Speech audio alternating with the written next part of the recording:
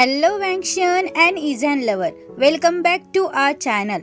Thank you guys आपके प्यार और सपोर्ट के लिए।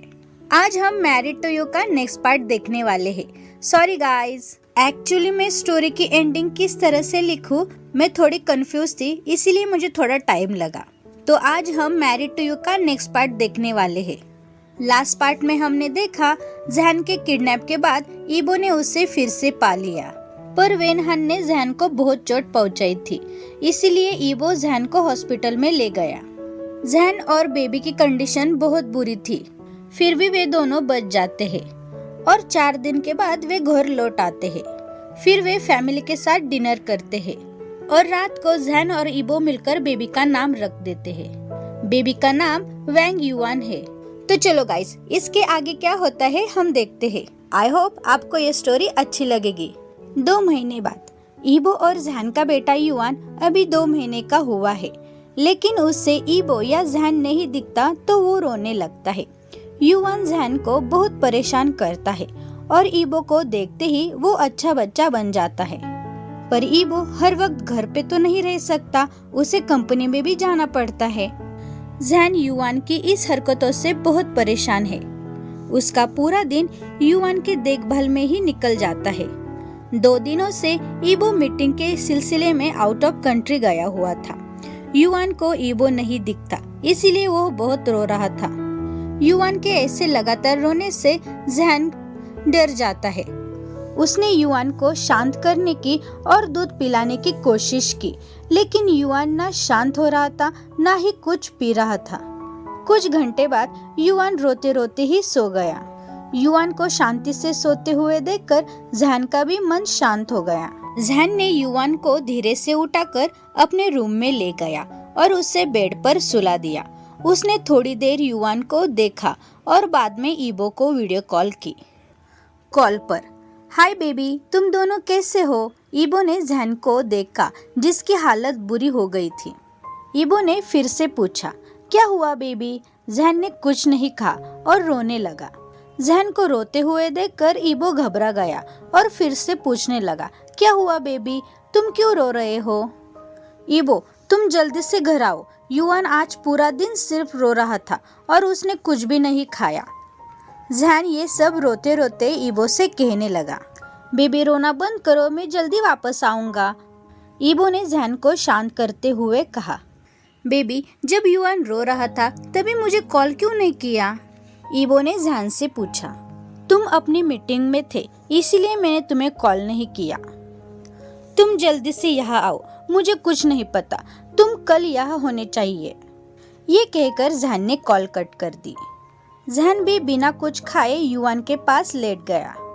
सुबह हो गई थी। जहन को अपने गालों पर कुछ महसूस हुआ और वो उठने लगा। जब जहन ने अपनी आंखें खोली तो उसने ईबो को देखा। ईबो उसे किस करके उठा रहा था। तुम उठ गए माय बेबी? जहन ने ईबो को चौंक कर देख रहा था। तुम कब आए ईबो? ये कहकर उसने ईबो को गले लगा लिया। ईबो जहन की हरकतों से मुस्कुराया और जहन को टाइट हग करने लगा। ईबो, तुम कैसे इतनी जल्दी आ गए? जहन ने पूछा। मेरे बेबी ने कुछ कहा और मैं उसे पूरा ना करूं, ये तो नहीं हो सकता ना। ईबो ने जहन की गालों को सहलाते हुए कहा। ईबो, मैंने और युआन ने तुम्हें बहुत मिस किया। जहन ने बेबी की तरह पाउट करके कह रहा था। ईबो जहन के पाउट लिप्स को देखकर नहीं रह सका और उसने जहन को किस करने लगा। दोनों किस में बहुत खो गए थे और युआन अपनी नींद से उठकर उन दोनों की तरफ देखकर खिलखिलाने लगा। युआन की आवाज से वे दोनों होश में आ गए। ईबो ने मुस्कुराकर अपने बेटे की तरफ देखा जो उसकी तरफ हाथ हिला रहा था। ईबो ने बेबी को अपने गोद में ले लिया और उससे गालों पर और माथे पर किस किया। माय चैंपियन, मैंने तुम्हें बहुत मिस किया और तुमने भी पापा को मिस किया ना? युआन ईबो की बातें सुनकर मुस्कुराने लगा। जहन को पता है कि युआन ईबो के बिना नहीं रह सकता। बाप बेटे का प्यार देखकर जहन मुस्कुराने लगा। उन दोनों को देखकर जहन बहुत खुश है, पर उसने नहीं दिखाया और कहने लगा, यहाँ हर कोई एक दूसरे से प्यार करता है पर मुझे कोई नहीं प्यार करता। ये कहकर उसने पाउट किया। ईबो मुस्कुराया और युवान को लेकर जैन के पास बैठ गया। जैन, हम दोनों तुमसे बहुत प्यार करते हैं, तुम हमारी दोनों की लाइफ हो। और उसने जैन के गालों पर किस किया और युवान भी जोर जोर से हंसने लगा। युवान को खुश देखकर जैन भी खुश होता है। उसने युवान और ईबो को किस किया और कहा, मैं भी तुम दोनों से बहुत प्यार करता हूँ। 1 साल के बाद आज उनका फैमिली डिनर था। वे सब मिलकर डिनर करने वाले थे। फैमिली हमारे लाइफ का एक बहुत इम्पोर्टेंट पार्ट होता है गाइस। चाहे हम कितने भी बिजी क्यों न हो, पर कुछ समय हमारे फैमिली के साथ भी स्पेंड करना चाहिए। ईबो अभी भी ऑफिस से घर नहीं लौटा था। जैन युवान को कपड़े पहनकर उसे रेडी करता है। उसके बाद उसने खुद को शावर लिया और कपड़े पहनकर रेडी होता है। उसके रेडी होने के बाद वो युवान को लेकर नीचे हॉल में आ जाता है। तभी ईबो की कार का हॉर्न सुनकर जैन एंड युवान दोनों खुश हो जाते हैं। देखो युवान, तुम्हारे पापा ने आज भी घर आने में लेट हो गया। ये कहकर वो दरवाजे के पास जाता है। ईबो घर में अंदर आ जाता है। सॉरी माय लव, मुझे आने में देर हो गई। ये कहकर उसने जैन के लिप्स पर किस किया और युवान के गालों पर किस किया। जैन, मैं 5 मिनट में तैयार होके आता हूँ, ईबो ने जैन से कहा। जैन ने अपना सिर हिलाया और युवान को लेकर सोफे पर बैठ गया। 10 मिनट में ईबो रेडी होकर नीचे आता है। उसने युवान को जैन की गोद से लेता है और जैन की कमर पर हाथ रखकर वे कार की तरफ जाते हैं। जैन कार में बैठ जाता है। ईबो युवान को लेकर बड़े आराम से बैठ गया ताकि युवान को चोट ना पहुँचे। वे दोनों कार के पीछे वाले सीट पर बैठते हैं। कार ली बोवेन चला रहा था, जो उनका बॉडीगार्ड भी है।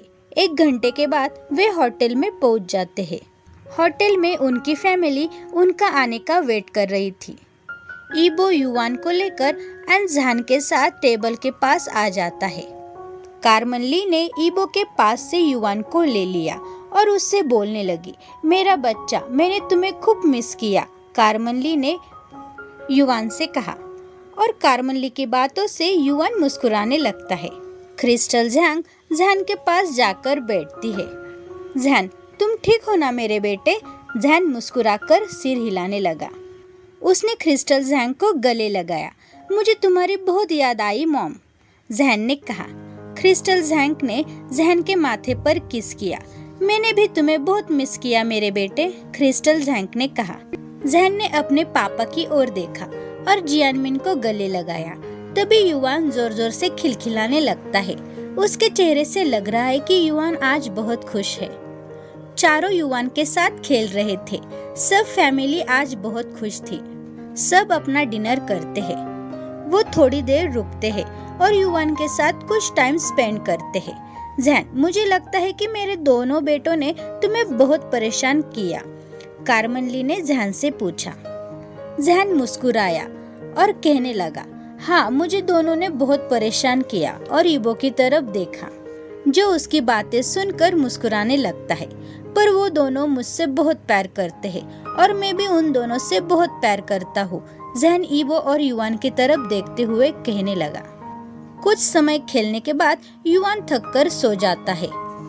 जैन ने उसे अपने गोद में ले लिया। जैन, तुम्हें और ईबो को अब घर जाना चाहिए, कार्मेन ली ने कहा। जैन और ईबो ने सिर हिलाया और वे सब होटल से निकल जाते हैं। कार में ईबो की गोद में युवान सो रहा था और जैन का सिर उसके कंधों पर था। वे दोनों सो रहे थे। मेरे दोनों बेबी आज बहुत थक गए हैं, ईबो ने मन में कहा और मुस्कुराया। कुछ समय बाद वे अपनी हवेली में पहुंच जाते हैं। ईबो ने देखा कि वे दोनों बहुत आराम से सो रहे थे, इसीलिए उसने उन्हें जगाया नहीं। ईबो ने ली बोवेन को इशारा किया।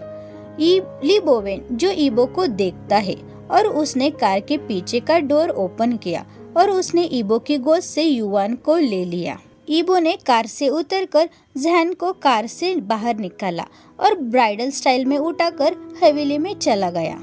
ली बोवेन ईबो का पीछा कर रहा था, पर वो बेडरूम के अंदर नहीं गया। उसने बाहर खड़े रहकर ईबो का वेट किया। ईबो ने जैन को बेड पर सुलाया और उसके ऊपर ब्लैंकेट एडजस्ट किया और वो युवान को लेने के लिए बेडरूम के बाहर आ गया। थैंक यू ली बोवेन, तुम ठीक से घर जाना, ईबो ने ली बोवेन से कहा और उसने युआन को ले लिया। ली बोवेन मुस्कुराया। वे इतने अमीर होने के बाद भी हमेशा सबका ख्याल रखते हैं और उन्हें रिस्पेक्ट भी देते हैं। ली बोवेन ये सोचकर वहाँ से चला गया।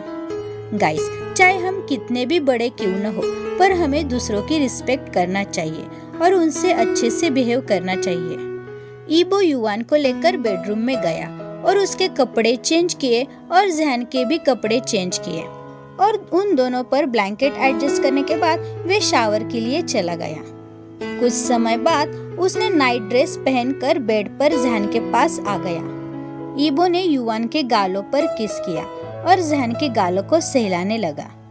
मैं तुमसे बहुत प्यार करता हूँ माय वाइफी। थैंक्स गॉड तुम मेरे लाइफ में आ गए। तुम मेरी लाइफ में आकर इसे बहुत खूबसूरत बना दिया। पहले मेरी लाइफ बहुत बेचैन थी। मुझे किसी से भी मिलना और बात करना पसंद नहीं था। मुझे लगा कि मुझसे प्यार करने वाला कोई भी नहीं है और मुझे प्यार पर बिल्कुल विश्वास नहीं था। तुम मुझे मिल गए और तुमने मेरी लाइफ में खुशियों के सारे रंग भर दिए। जहन, मैं तुम्हें बहुत प्यार करता हूँ, मेरी लाइफ से भी ज्यादा। जहन, तुम ही हो जिसने मुझे मेरा माय लिटिल चैंपियन मुझे दिया। मुझे मेरी दुनिया की सारी खुशी देने के लिए थैंक यू जहन। मैं तुम्हें और अपने चैंपियन को हमेशा प्रोटेक्ट करूंगा। मैं तुम दोनों को बहुत सारा प्यार और तुम्हें जो भी चाहिए वो लेकर दूंगा। मैं तुम दोनों को दुनिया की सारी खुशी दे दूंगा। मैं तुम दोनों से बहुत प्यार करता हूँ। तुम दोनों मेरे लाइफ के हैप्पीनेस हो। तो गाइज, आपको ये स्टोरी कैसी लगी? थैंक यू गाइज आपके ढेर सारे प्यार और सपोर्ट के लिए। ये मैरिड टू यू का लास्ट पार्ट था। गाइज, आप सब मेरी फैमिली हो। Thank you once again everyone आपके सपोर्ट के लिए और प्यार के लिए। अगर अपने चैनल को सब्सक्राइब नहीं किया है तो प्लीज़ सब्सक्राइब कर देना। वीडियो को लाइक करो और कमेंट में ये ज़रूर बताना कि आपको ये स्टोरी कैसी लगी। Thank you guys.